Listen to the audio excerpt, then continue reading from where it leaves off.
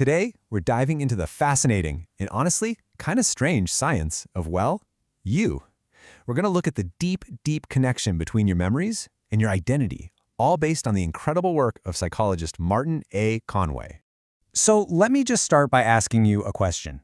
Do you think of your memory as this perfect, high-definition camera, capturing your life exactly as it happened? It's what a lot of us think. But as you're about to see, the truth is way more interesting. Yeah, it turns out the research is pretty clear on this. Your memory is not a passive recorder at all. It's an active, creative storyteller, and it is constantly editing, highlighting, and sometimes even rewriting your past to fit a very specific narrative. And this storyteller inside your head, it has one primary obsession: creating a coherent, consistent, and usually a pretty positive story about its main character, which is you. This process is so fundamental to how we operate that scientists have actually given it a name. They call it the self-memory system, and it's basically the operating system that runs your entire personal history.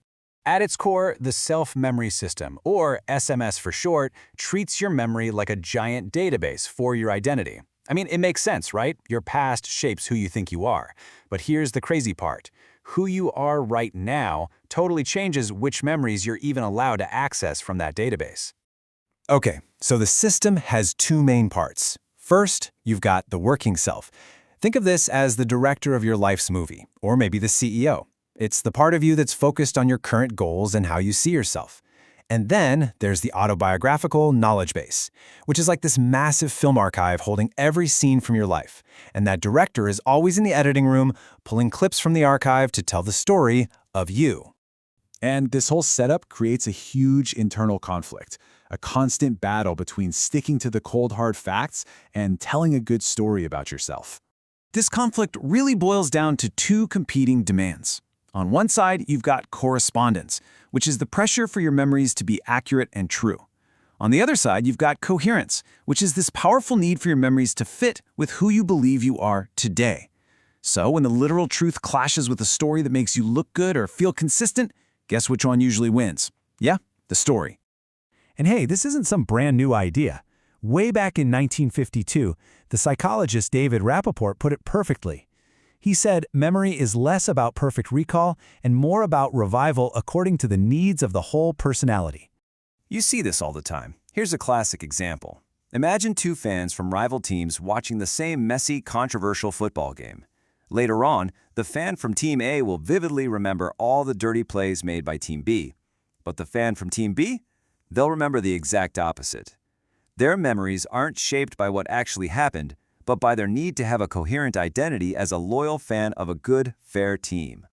So how does this actually work? Well, it's all being managed by that key part of the system, the working self. This is the CEO, the active agent that edits, twists, and sometimes just flat out invents memories to protect our sense of who we are. Let me give you a pretty wild clinical case. There's this professional driver. His entire identity is built around being skilled and in control on the road. He gets into a terrible car accident, but he's the passenger. His traumatic memory of the crash includes this one tiny, specific detail.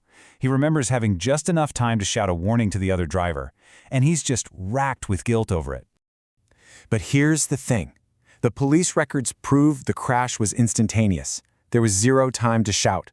His brain made it up. But why? To protect his identity. It was actually less threatening for his working self to believe he was a competent driver who failed than to accept the terrifying truth that he was completely powerless. His memory literally created an illusion of control. Or get this, an even more mind-bending example from an eyewitness to the 9/11 attacks. She had these recurring, intrusive flashbacks. But it wasn't of the chaos and horror on the street.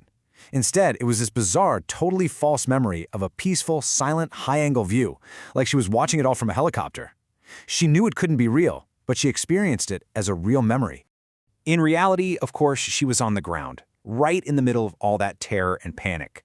Her working self just couldn't process the raw, overwhelming emotion of that experience, so it created a protective shield. It wrote a new scene from a detached observer perspective to protect her from the trauma. It's a defense mechanism, written directly into memory. Now, okay, those are some extreme examples from trauma. But this system leaves its fingerprint on all of us in a way that's incredibly consistent. It actually explains why certain times in our lives feel so much more vivid and important than others. So when psychologists ask adults to just recall memories from their life, the results always form this very specific pattern. They call it the lifespan retrieval curve. You can see on the far left, there's childhood amnesia. We don't remember much from when we were very little. On the far right, there's a recency effect. We remember things that just happened. But look at that giant spike right in the middle. That spike is called the reminiscence bump, and it usually covers the period between ages 10 and 30. And what's absolutely amazing is that this is universal. Researchers found the exact same pattern in the US, the UK, Japan, China, and Bangladesh. This isn't about culture. This is something fundamental about being human. So why the bump? Well, the self-memory system gives us the perfect answer. That period, your teens and 20s, is when you're actively building your identity. The things that happened then, your first love, picking a career, moving out, Conway calls these self-defining moments. They are the absolute bedrock of your personal story. And that's why your memory system keeps those clips right at the front of the archive, ready to play. They are the most important scenes in the movie of me. Okay, so let's tie this all together.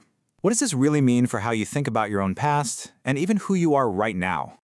The big takeaway here is this. Your memory is not a vault. It's a storyteller, and it is working around the clock to create a story that makes sense with who you are today. And that leads to this really profound idea.